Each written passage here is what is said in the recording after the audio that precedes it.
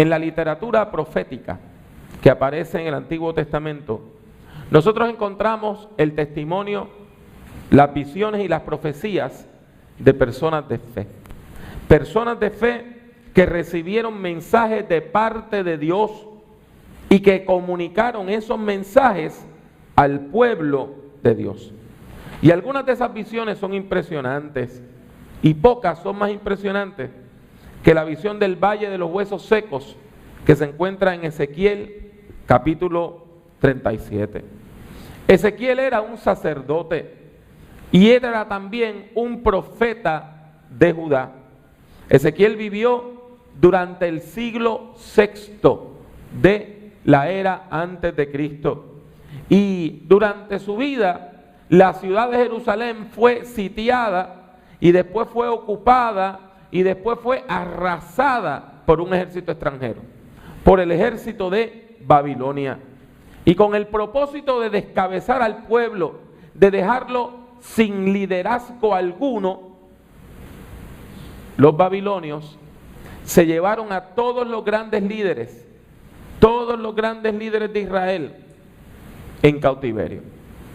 No solamente al rey, sino a toda su corte, a todos los líderes cívicos, religiosos, militares, políticos, y dejaron al pueblo al garete, dejaron al pueblo sin dirección.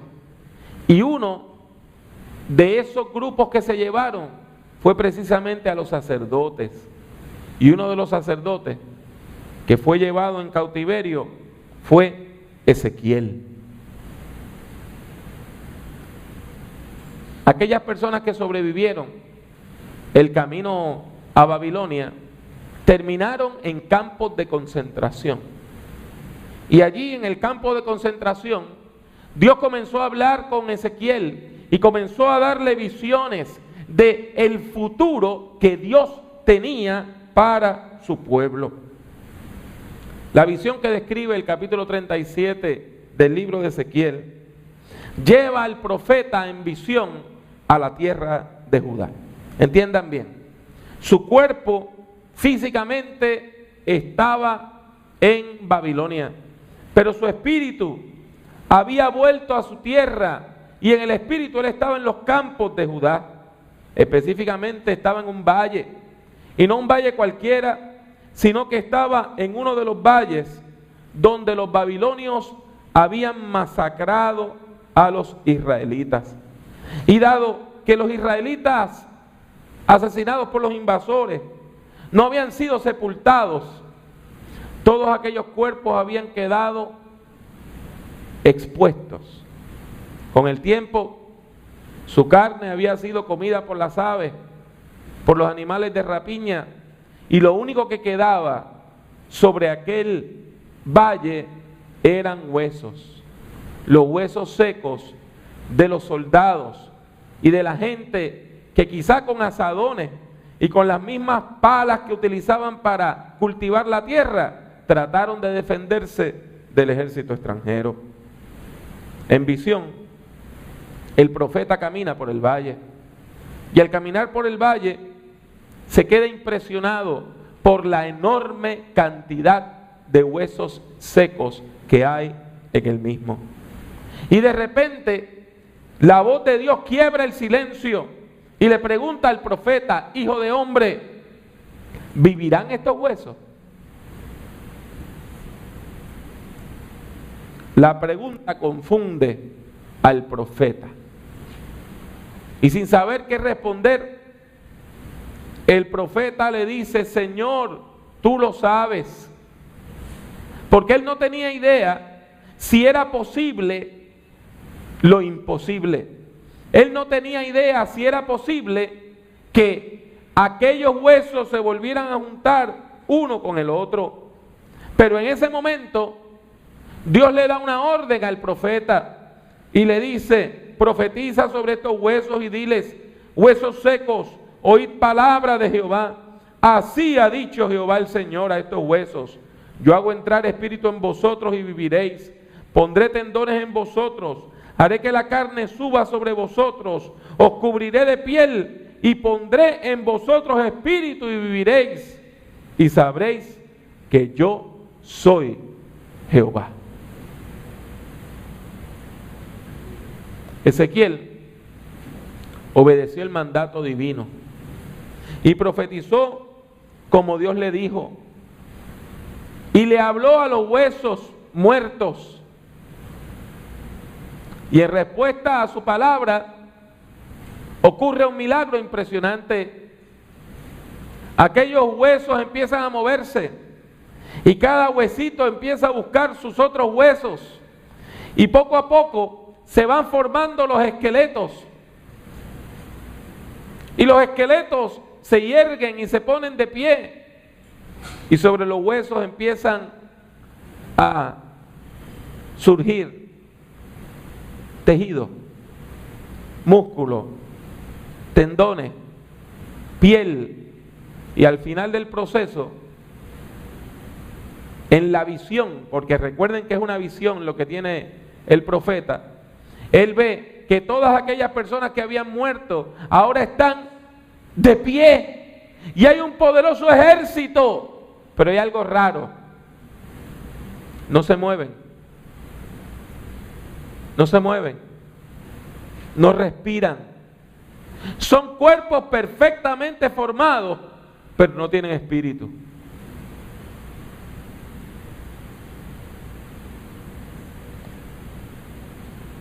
En respuesta a la palabra profética, cada uno de estos huesos se forma y cada uno de estos huesos se une a los otros, pero lo que usted tiene es una multitud de gente muerta. Por eso Dios vuelve a hablarle al profeta, y esta vez con una nueva orden. Le dice: profetiza al Espíritu, profetiza, hijo de hombre, y di al Espíritu que así ha dicho Jehová el Señor: Espíritu, ven de los cuatro vientos y sopla sobre estos muertos y vivirán. Profeticé como me había mandado, y entró espíritu en ellos, y vivieron, y se pusieron en pie, y era un ejército grande en extremo. Una vez más, la palabra profética es efectiva. Pero para comprender este texto, usted tiene que recordar o aprender algo importante sobre la palabra espíritu. Tanto en hebreo, el idioma en el cual fue escrito el Antiguo Testamento, como en griego, el idioma en el cual fue escrito el Nuevo Testamento, espíritu quiere decir esto: aliento. Si usted se pone la mano debajo de su nariz, va a sentir el calor de su propio aliento. Y cuando una persona parece que está muerta y está en coma, una de las cosas que hace el personal médico es precisamente revisar si está respirando de esa manera. Aquel ejército no tenía ruaj, en hebreo espíritu, aliento, hálito. No tenía neuma, en griego, espíritu, aliento, hálito. No tenía espíritu.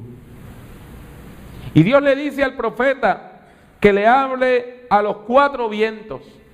Cuatro vientos, porque hay 4 puntos cardinales: norte, sur, este y oeste. Y le dice al espíritu que vuelva sobre ellos. ¿Esto no les parece conocido? Cuando leemos la Biblia, el libro del Génesis, se habla precisamente que Dios forma al ser humano, y después que lo forma completamente, todavía el ser humano no está vivo. Lo forma del barro, lo forma del lodo, del polvo de la tierra, pero no está vivo hasta que Dios sopla. Y cuando Dios sopla sobre el ser humano, el espíritu llega al ser humano y tenemos aliento de vida. Por lo tanto, lo que Ezequiel 37 describe es un acto de creación, es un acto de recreación, es una nueva creación, mis hermanos y hermanas, es una nueva creación. Es la visión de una promesa que viene de parte de Dios. La promesa de que Dios en su santa y bendita gracia, por amor a nosotros, Dios va a restaurar a su pueblo y Dios lo va a volver a crear. Y aquellos que todo el mundo pensaba que estaban aniquilados se van a levantar. Y aquellos que todo el mundo pensaba que estaban muertos tendrán vida. Esto se explica con claridad en los versículos 11 al 14, donde el profeta dice que Dios le dijo después: Hijo de hombre, todos estos huesos son la casa de Israel. Ellos dicen: nuestros huesos se secaron y pereció nuestra esperanza. Estamos totalmente destruidos. Por tanto, profetiza y diles que así ha dicho Jehová el Señor: yo abro vuestros sepulcros, pueblo mío. Os haré subir de vuestras sepulturas y os traeré a la tierra de Israel, y sabréis que yo soy Jehová. Cuando abra vuestros sepulcros y os saque de vuestras sepulturas, pueblo mío, pondré mi espíritu en vosotros y viviréis, y os estableceré en vuestra tierra, y sabréis que yo, Jehová, lo dije y lo hice, dice el Señor. Es fácil comprender por qué este texto ha sido tan leído, releído y estudiado a lo largo de los años. Es importante para nosotros como pueblo de Dios, porque este texto, que es tan hermoso como horrendo, contiene una promesa para todos nosotros, sobre todo para aquellos que hemos estado en algún momento en crisis en nuestra vida. Yo sé que usted, igual que yo, en algún momento se ha sentido morir, ¿verdad? En algún momento ha pensado que no hay futuro. En algún momento ha pensado que todo acabó. Yo sé que usted, igual que yo, ha estado rodeado de personas que alguna vez le dijeron: tú jamás vas a poder, tú nunca vas a llegar, tú jamás vas a tener la habilidad, ya tú caíste, nunca te vas a levantar. Todos nosotros, en algún momento de la vida, hemos tenido una crisis. Y este texto nos dice que en medio de la crisis podemos confiar en el Dios de toda esperanza. Este texto nos dice que en medio de la crisis podemos confiar en el Dios que nos ayuda a sobrevivir hasta la caída más catastrófica.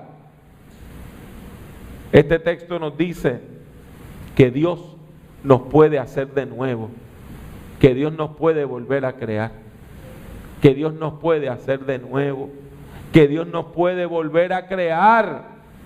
Por eso, mis hermanos, nosotros tenemos que entender que la Biblia, tanto en el Antiguo como en el Nuevo Testamento, afirma que la muerte no tiene la última palabra. Y este texto que nos habla de cómo esos huesos secos se levantaron, profetizan y anuncian que Jesús de Nazaret, en el Nuevo Testamento, iba a levantarse de entre los muertos e iba a vencer la muerte, el pecado y la maldad. Y por eso es que nosotros como pueblo de Dios vivimos con esperanza.